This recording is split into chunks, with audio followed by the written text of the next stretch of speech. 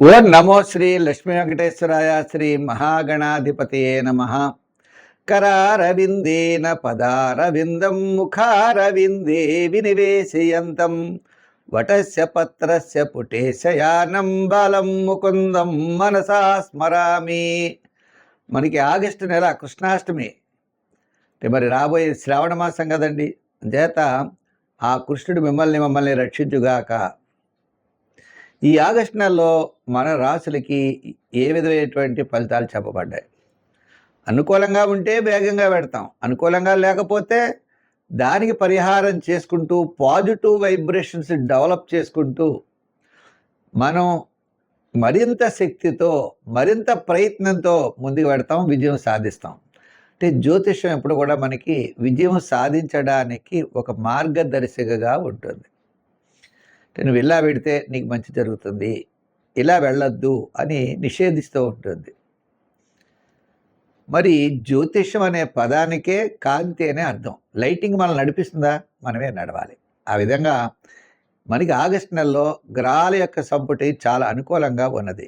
తద్వారా మన రాశుల ఫలితాలు మనం తెలుసుకుంటూ దానికి సంబంధించినటువంటి సులభమైన పరిహారాలను ఆచరిస్తూ మనోధైర్యంతో, మానసికమైన ధైర్యంతో, ఆత్మస్థైర్యంతో ముందుకు నడుద్దాం. మన రాశి గురించి తప్పకుండా తెలుసుకుందాం. తులారాశి. ఈ తులారాశి వారికి మనం చూస్తే ఆత్మస్థైర్యం ఉంటుందట. అంటే సమస్యలు తగ్గుముఖం పడతాయి. ఆర్థిక వ్యవహారాలు తప్ప, అంటే ఆర్థిక వ్యవహారాల్లో రూపాయికి రూపాయిన్నర ఖర్చు అవుతుంది, శ్రమ అవుతుంది. ఏదో ఉన్న అలా సరిపోతా తప్ప పెద్దగా నిలవేసేటువంటి విధంగా ఉండదు. దానికి సరిపోయేటటువంటి పరిస్థితులు అయితే తులారాశి వారికి కనబడుతున్నాయి.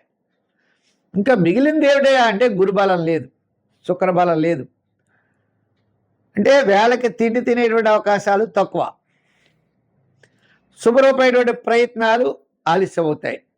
విద్యార్థులు ఎక్కడో మనం సీటు వస్తుంది అనుకుంటాం, రాదు. రాజకీయ పరంగా పిలిచేవాడు ఉండడు. వృత్తుల పరంగా మనం చూస్తే పర్వాలేదు, ఏదో ఆర్థిక సర్దుబాట్లు అంతంత మాత్రం జరుగుతాయి. వ్యాపారాత్మకంగా చూస్తే ఆగస్టు 15 నుంచి ఆగస్టు నెలాఖరు వరకు కొంత బెటర్ అవకాశాలు ఉండేటువంటి పరిస్థితులు ఉన్నాయి.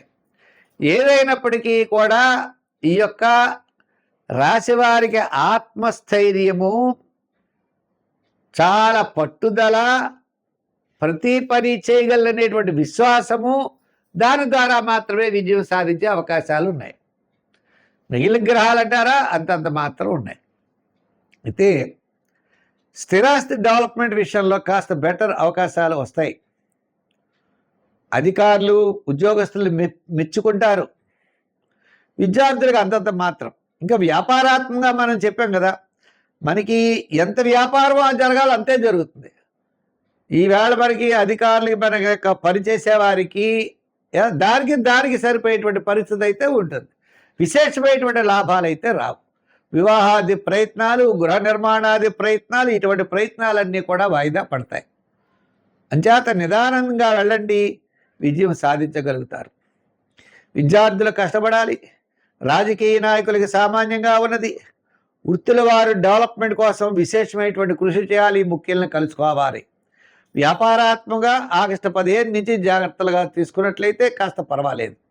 సంఖ్యల్లో 5, 6 రంగుల్లో గ్రీన్, తెలుపు, ఆరాధనలో శివుడిని వదలకండి. నవగ్రహ ప్రదక్షిణ చేయండి, శివాలయానికి వెళ్ళండి, శివ దర్శనం చేయండి. ఆయనకి ఇష్టమైన గన్నేరు పువ్వు లాంటివి ఇవ్వండి. వినాయకుడి ఇష్టమైన గరికి గడ్డి, బెల్లం ముక్క ఇవ్వండి. మీరు తప్పనిసరిగా మీకు అనుకూలమైన ఫలితాలు ఉంటాయి.